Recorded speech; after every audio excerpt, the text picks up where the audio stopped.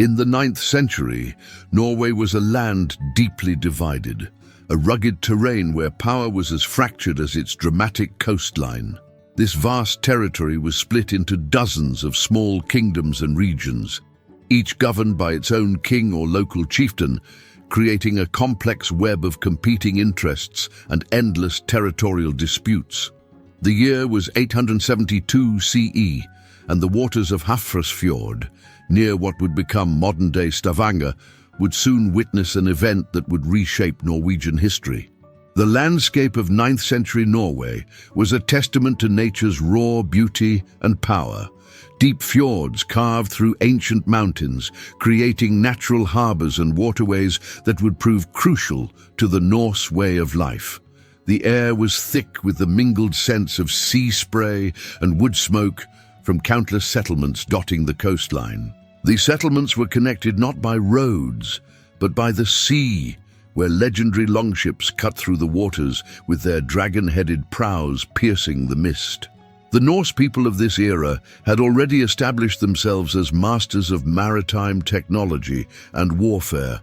Their longships were masterpieces of naval engineering, combining shallow drafts for river navigation with seaworthy hulls capable of crossing vast oceanic expanses. These vessels were not merely functional, but also works of art, adorned with intricate carvings of dragons and serpents, striking fear into enemies and serving as symbols of Norse power and craftsmanship. The warriors who manned these ships were equally impressive in their appearance and capabilities. They wore chainmail armor that gleamed in the northern sun, iron helmets that protected them in battle, and carried round shields painted with distinctive colors and symbols that served both as protection and as a way to identify different warrior bands and their allegiances. These shields would become particularly important in the close-quarter combat that characterized naval battles of the era. The political landscape was as turbulent as the seas these warriors navigated. Local chieftains maintained power through a combination of military might, strategic alliances, and careful management of resources. Trade routes were fiercely protected, and control over key harbors and waterways was often the difference between prosperity and decline for these small kingdoms. The competition for resources was intense, with fertile land being particularly precious in the harsh Norwegian climate. The geography of Norway itself played a crucial role in maintaining this political fragmentation.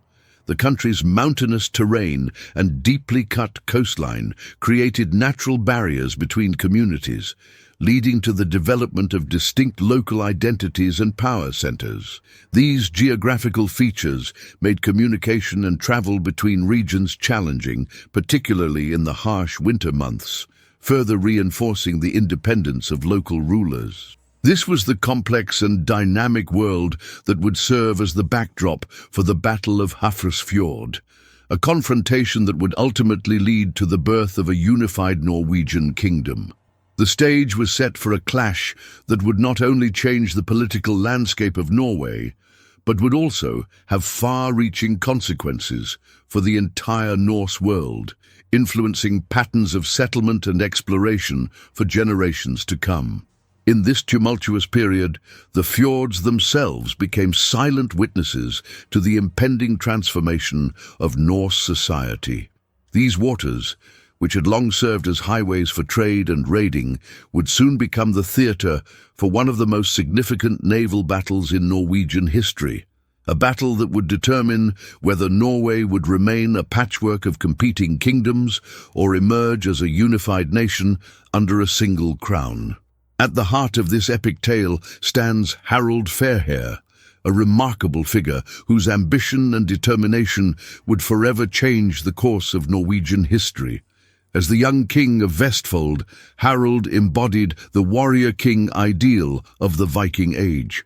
According to the sagas, his journey to power began with an extraordinary oath that would become legendary throughout the Norse world. He vowed neither to cut nor comb his hair until he had unified all of Norway under his rule. This bold declaration, which gave rise to his famous epithet, Fairhair, reflected not only his personal commitment, but also his understanding of the powerful symbolism that would resonate with the Norse people. Harald's path to power was shaped by his exceptional military prowess and political acumen. Despite his youth, he demonstrated remarkable skill in both battlefield tactics and diplomatic negotiations. His ability to inspire loyalty among his followers and strike fear into his enemies made him a formidable force in the fragmented landscape of 9th century Norway. The sagas suggest that his charismatic leadership style combined traditional Norse values of honor and courage with a revolutionary vision of unified governance. Standing in opposition to Harald's unification efforts was King Kjotve the Wealthy, a powerful ruler who emerged as the primary antagonist in this historical drama. Kjotve, whose epithet the Wealthy spoke to his considerable resources and influence, led a formidable coalition of Western kings who fiercely resisted Harald's expansionist ambitions. His wealth was not merely in gold and silver, but in the loyalty of numerous lesser kings and chieftains who saw him as their best hope for maintaining their independence and traditional way of life. Beyond the immediate conflict, other significant figures played crucial roles in this period of transformation. Erik Eymundsson, the King of Sweden, watched the unfolding events with keen strategic interest. His position as ruler of a neighboring power meant that any significant change in Norway's political structure would have direct implications for Swedish interests. The sagas suggest that Erik maintained a careful neutrality, understanding that the outcome of this power struggle would reshape the balance of power throughout Scandinavia. Perhaps one of the most influential figures in Harald's inner circle was Ragnvald Eysteinsson, who would later become the first Earl of Orkney. As Harald's trusted advisor, Ragnvald provided not only military support, but also crucial political counsel. His loyalty and wisdom proved invaluable in navigating the complex web of alliances and enmities that characterized Norse politics. Ragnvald's eventual appointment as Earl of Orkney demonstrated Harald's strategic approach to securing his power, using trusted allies to govern distant territories. The relationships between these key figures were complex and multifaceted. Their interactions were governed not only by political and military considerations, but also by the intricate Norse social codes of honor, loyalty, and obligation. The sagas tell of both bitter enmities and strong friendships, of betrayals and unwavering loyalty, painting a rich picture of the personal dynamics that would shape the future of Norway. Each of these historical figures brought their own strengths and motivations to the struggle for Norway's future. Harald's vision of unity clashed with Kjotve's desire to preserve traditional autonomy, while figures like Erik Eymundsson and Ragnvald Eysteinsson played crucial roles in the complex political landscape. Together, their actions and decisions would not only determine the outcome of the Battle of Hafrsfjord, but would also set the stage for centuries of Norwegian history to come. The legacy of these key figures, particularly Harold Fairhair, would continue to influence Norwegian identity and governance long after their time. Their stories, preserved in the sagas and archaeological evidence, provide us with a fascinating glimpse into a pivotal moment in Scandinavian history, when the actions of a few extraordinary individuals shaped the destiny of an entire nation. The central theme of the Battle of Hafrsfjord represents a pivotal moment in Scandinavian history, where the fundamental conflict between traditional tribal autonomy and the emerging concept of a unified kingdom came to a dramatic head. This clash was not merely a military confrontation, but a profound cultural and societal transformation that would reshape the very foundations of Norse civilization. At its core, the struggle represented the collision between two distinct visions of governance and social organization.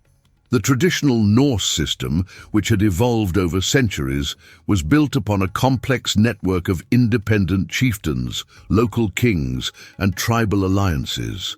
This decentralized structure had served the Norse people well, allowing for flexibility in governance and maintaining the autonomy of different regions, each with its own unique customs and power structures. The resistance to Harold's unification efforts went far deeper than mere political opposition. Local kings and chieftains saw his ambitions as a direct threat to a way of life that had defined Norse society for generations. These leaders had inherited their positions through long-established bloodlines and earned their authority through proven leadership in both peace and war. Their power was rooted in personal relationships, direct interaction with their people, and intimate knowledge of local conditions and needs. Harold's vision of a unified Norway represented a radical departure from this traditional system. His concept of centralized authority challenged the very foundation of Norse social organization. The idea of submitting to a distant high king, rather than a local leader who understood the specific needs and circumstances of their region, was met with deep skepticism and outright hostility by many. The conflict also had significant economic dimensions. Local kings had long controlled their own trade routes, collected their own taxes, and managed their own resources. Unification would mean surrendering these economic privileges to a central authority, potentially disrupting established trading patterns and power relationships that had developed over generations. The wealthy coastal chieftains in particular stood to lose considerable autonomy over their lucrative maritime trade networks. Religious and cultural aspects also played a crucial role in this conflict. The traditional Norse society was deeply rooted in local customs and religious practices, with different regions maintaining their own specific traditions and ritual observances. The prospect of centralized authority raised concerns about the preservation of these local cultural and religious identities. The transformation from tribal confederation to unified kingdom also represented a significant shift in how power was conceptualized and exercised. The traditional system relied heavily on personal relationships, face-to-face interactions, and direct negotiations between leaders and their followers. Harold's vision of kingship introduced more formalized structures of authority and administration, requiring new forms of governance and loyalty that extended beyond immediate personal relationships. This conflict between old and new forms of social organization was also reflected in military organization. Traditional Norse warfare was based on personal warbands and regional levies, with warriors fighting primarily for their local chieftain. The concept of a national army, fighting for a unified kingdom rather than local interests, represented a significant shift in how military power was organized and deployed. The stakes of this conflict were immense. Success or failure would determine not just who ruled Norway, but how it would be ruled. The outcome would shape everything from administrative structures and legal systems to patterns of settlement and economic organization. The Battle of Hafrsfjord thus became a crucible in which the future shape of Norwegian society would be determined. This fundamental conflict between localized tribal authority and centralized royal power would continue to resonate throughout Norwegian history, influencing political developments and social relations for centuries to come. The tension between regional autonomy and central authority, first brought to a head at Hafrsfjord, would remain a recurring theme in Norwegian political life, shaping the development of the nation's governmental institutions and political culture well into the modern era. The Norse society of the 9th century was characterized by a sophisticated and highly structured social organization that had evolved over centuries to meet the unique challenges of Scandinavian life. This complex social hierarchy was built upon clearly defined roles, responsibilities, and relationships that governed every aspect of daily life. At the apex of Norse society stood the jarls, powerful local chieftains who combined political authority with religious and military leadership. These jarls maintained their power through a combination of inherited status and personal capability, serving as military commanders, religious leaders, and administrators of justice. Their halls were centers of political power and social life, where feasts, ceremonies, and important meetings took place. A jarl's influence was measured not just in material wealth, but in the number of loyal followers they could command. One of the most distinctive features of Norse society was the thing system, regular assemblies where free men gathered to make laws, settle disputes, and make important communal decisions. These things represented an early form of democratic governance, where even common free men had a voice in community affairs. The things were held at regular intervals and served as both legal courts and political forums. Major decisions, from marriage disputes to land ownership conflicts, were deliberated and resolved at these assemblies. The carls, or free men, constituted the backbone of Norse society. These were the farmers, craftsmen, merchants, and warriors who owned their own land and had the right to bear arms. They were free to attend things, participate in raids, and engage in trade. The daily life of a carl typically involved farming, fishing, or crafting, depending on their location and skills. They lived in longhouses with their extended families, combining living quarters with workshops and storage areas. At the bottom of the social hierarchy were the thralls, enslaved individuals who performed the heaviest and most menial work. Thralls could be captured in raids, born into slavery, or reduced to servitude through debt. They worked the fields, tended livestock, and performed household tasks. Despite their harsh status, there were established customs governing their treatment, and it was possible for thralls to earn or buy their freedom, though this was rare. Family relationships and personal loyalty bonds were the glue that held this society together. The concept of family extended far beyond the immediate household to include complex networks of kinship and obligation.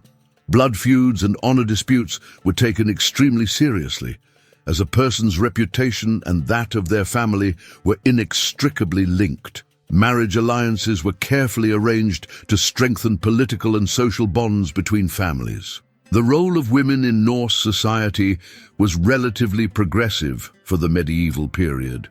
While they couldn't participate directly in things, women could own property, initiate divorce, and held considerable influence within the household. Many women managed farms and businesses while their husbands were away on raids or trading expeditions. Daily life was governed by the rhythms of the seasons and the demands of survival in the harsh northern climate.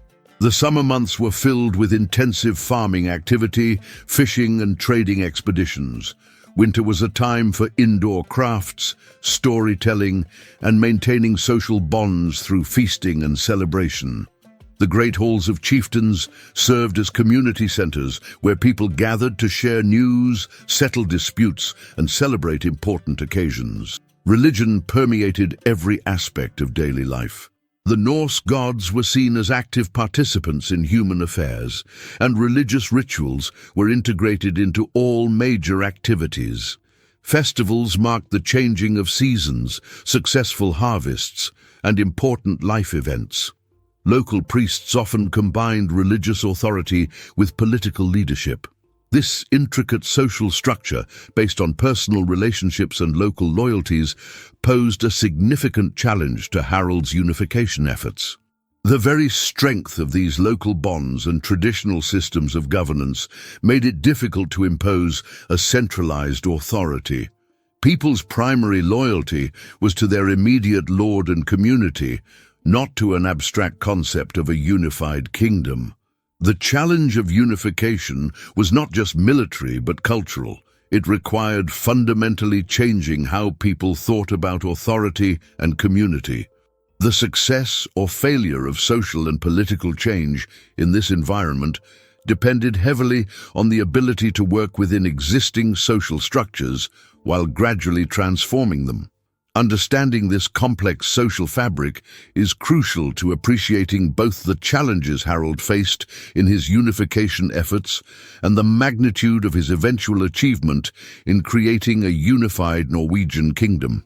The Battle of Hafrsfjord in 872 CE stands as one of the most dramatic naval engagements in Viking Age history. As dawn broke over the fjord's calm waters, dozens of longships, their dragon-headed prows cutting through the morning mist, created an awe-inspiring spectacle that would be remembered for generations to come. The geography of Hafrsfjord itself played a crucial role in the battle's development. The fjord's narrow entrance created a natural bottleneck, which Harold Fairhair expertly exploited in his battle strategy.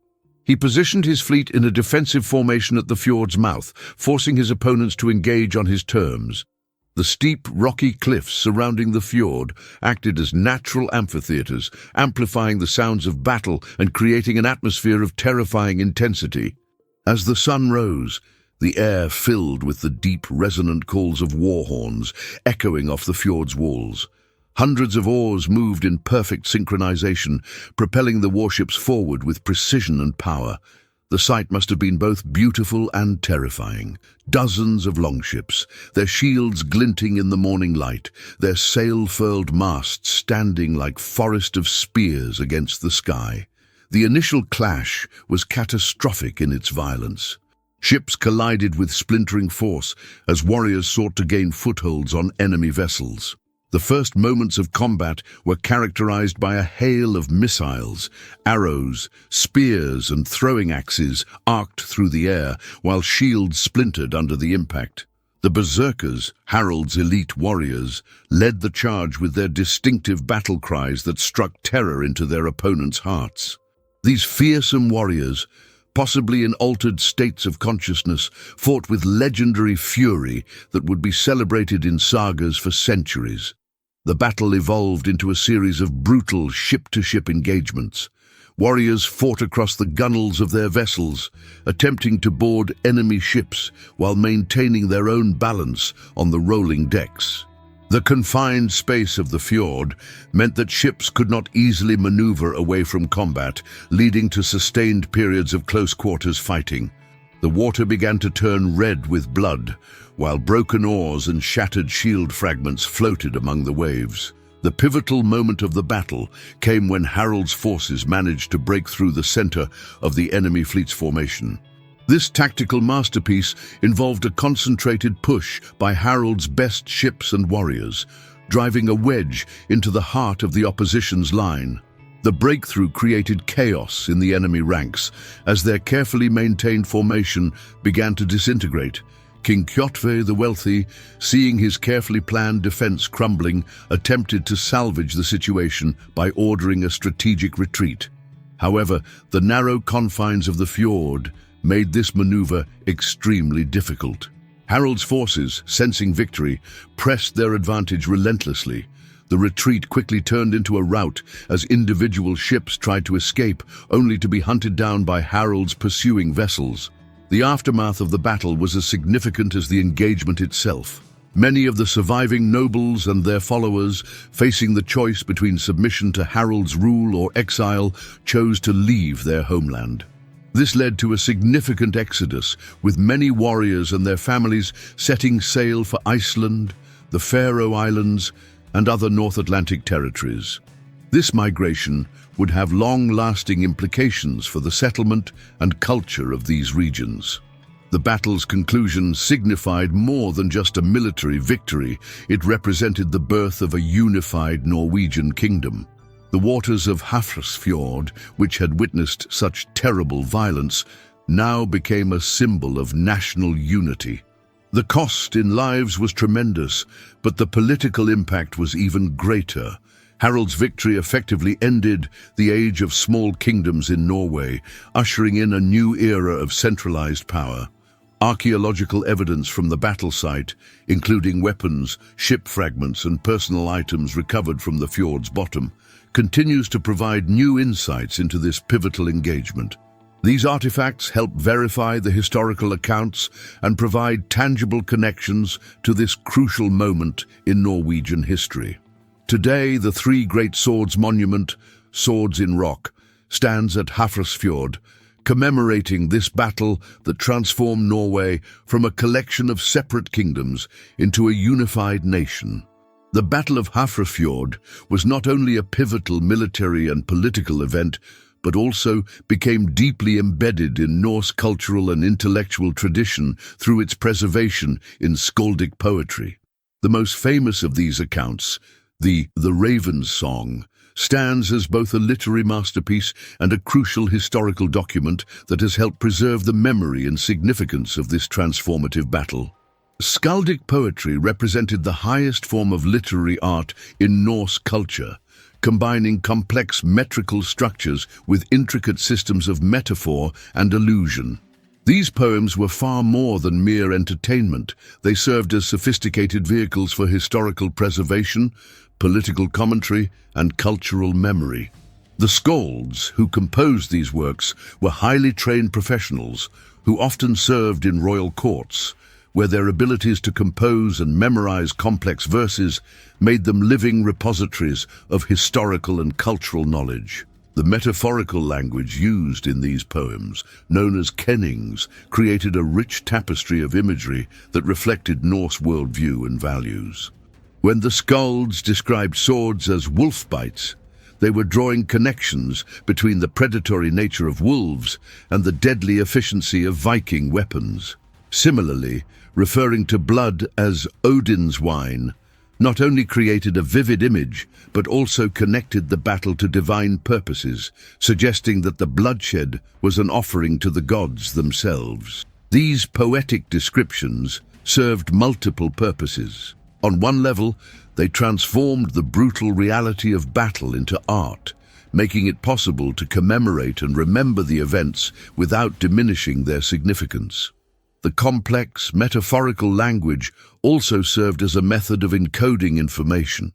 The more elaborate the kenning, the more layers of meaning it could contain, allowing the poems to function as sophisticated carriers of cultural and historical knowledge. The skald's role in preserving the battle's memory was particularly important because Norse culture of the time relied heavily on oral tradition. These poets were not just artists, but also historians, their carefully crafted verses designed to be memorable and accurate. The complex structure of skaldic verse, with its rigid patterns of alliteration and internal rhyme, helped ensure that the poems would be transmitted accurately from one generation to the next. In their accounts of the Battle of Hafrsfjord, the skalds paid particular attention to the heroic aspects of the conflict. Warriors were described using kennings that emphasized their courage and skill. A warrior might be called a sword tree or a spear wielder. Ships were given equally elaborate descriptions, often being referred to as sea horses or wave cutters, reflecting the crucial role of naval warfare in Norse society. The intellectual sophistication of these poetic accounts is evident in how they weave together different levels of meaning. A single verse might simultaneously describe the physical action of battle, comment on the political significance of the event, and make references to Norse mythology. This multi-layered approach to storytelling reflected the complex intellectual tradition of Norse culture, where history, mythology, and politics were intimately interconnected. The preservation of the Battle of Hafrsfjord in skaldic verse also helped establish its place in the broader Norse historical tradition. As these poems were recited in halls and at gatherings across the Norse world, they helped create a shared understanding of the battle's significance and its role in the formation of Norwegian unity. The poems became part of the cultural foundation that helped legitimize the new political order that emerged from the battle. The literary legacy of Hafrsfjord continues to influence our understanding of Viking Age culture and politics. Modern scholars study these skaldic poems not only for their historical content, but also for their insights into Norse worldview, values, and intellectual traditions. The sophisticated use of language and metaphor in these works demonstrates that Viking Age culture was far more complex and intellectually rich than earlier historians often acknowledged. The battle's preservation in skaldic verse thus represents a remarkable fusion of artistic achievement and historical documentation, providing us with a window into both the events themselves and the cultural framework through which the Norse people understood and remembered their history.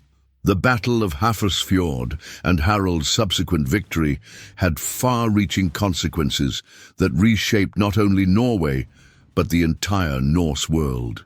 The immediate and long-term effects of this pivotal event created ripples that would influence Scandinavian and North Atlantic history for centuries to come.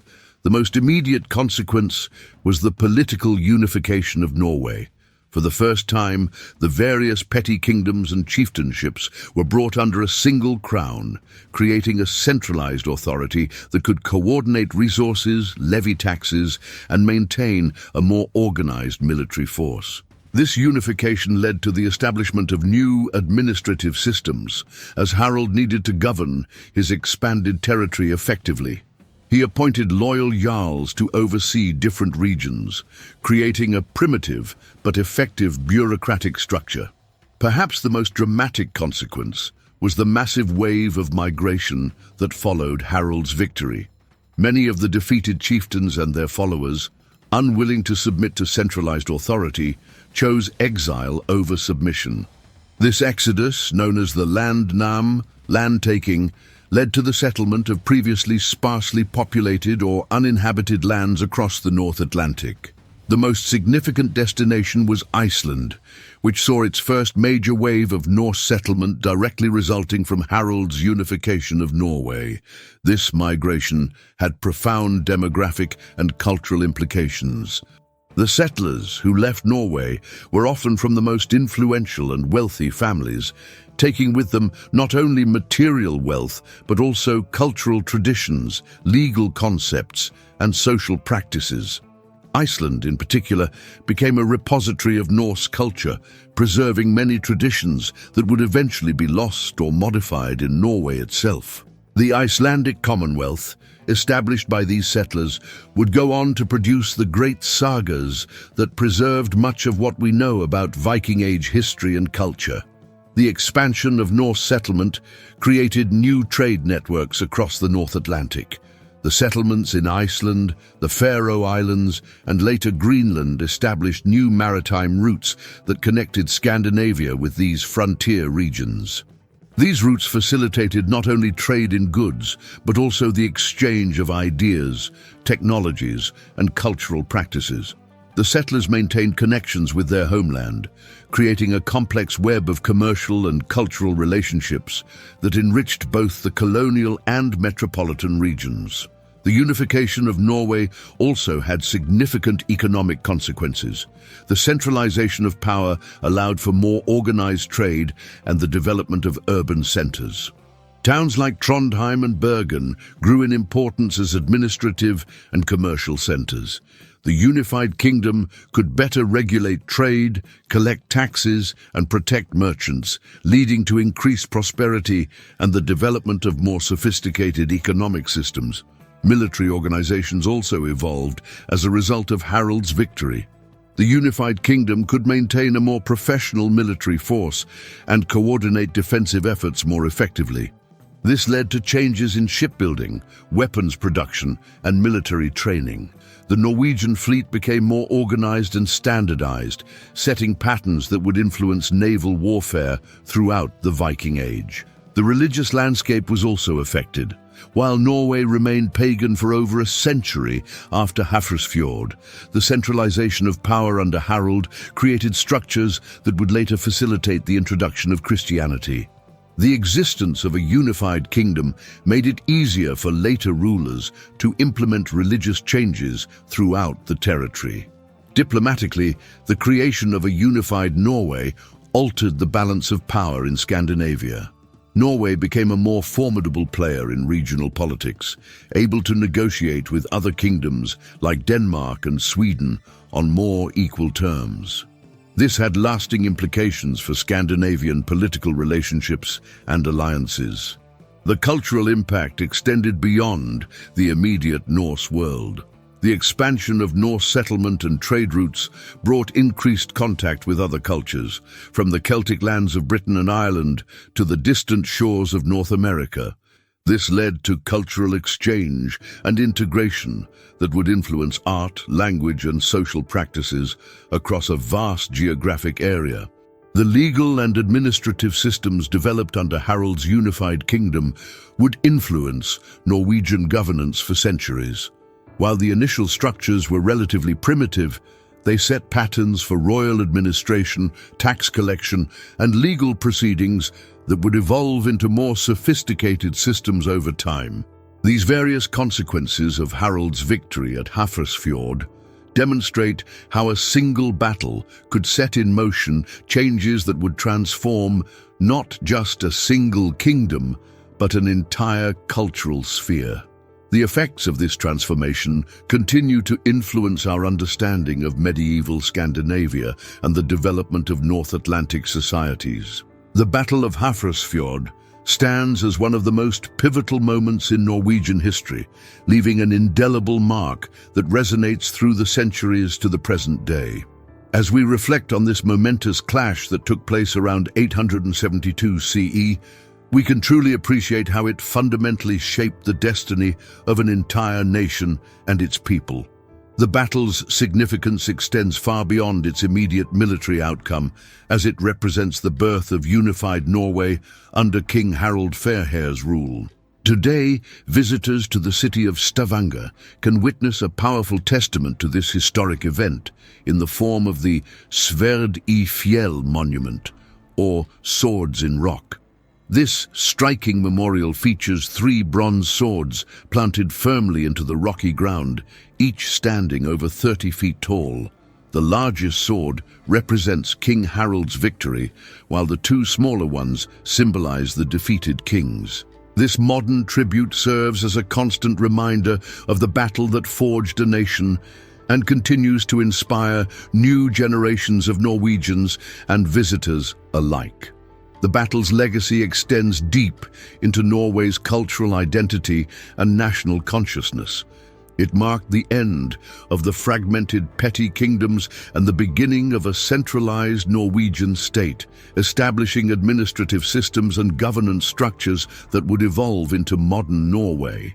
This unification, though achieved through force, laid the groundwork for a cohesive society that would eventually develop into one of the world's most prosperous and progressive nations. Through the lens of history, we can observe how this single battle catalyzed tremendous social and political changes. The unification process, though initially met with resistance, ultimately fostered a sense of shared identity and common purpose among the Norwegian people. This transformation from scattered tribes and kingdoms to a unified nation offers valuable insights into state building and national identity formation. The Battle of Hafrsfjord also provides important lessons about leadership and vision. Harold Fairhair's ambitious goal of unifying Norway, though controversial in its time, demonstrated how strong leadership and determination could fundamentally reshape society. His success in bringing together different regions under a single crown created a template for nation building that would influence Scandinavian history for centuries to come. In modern Norway, the battle's legacy continues to influence discussions about national identity, unity, and governance. It serves as a reminder that nations are often forged through complex and sometimes violent processes, but can emerge stronger and more resilient as a result. The story of Hafrsfjord resonates particularly strongly in today's world, where questions of national identity, sovereignty, and unity remain as relevant as ever. The battle also highlights the importance of preserving and understanding our shared history. Through monuments like Sverd I Fjell, historical records, and cultural memory, we maintain a vital connection to the events that shaped our present. This connection helps us understand not only where we came from, but also provides insights into where we might be heading as a society. And so concludes our journey through time to the battle that gave birth to Norway. If you enjoyed this historical adventure, don't forget to like, share with your friends, and subscribe to the Medieval Archives. Join us next time for another fascinating journey through history.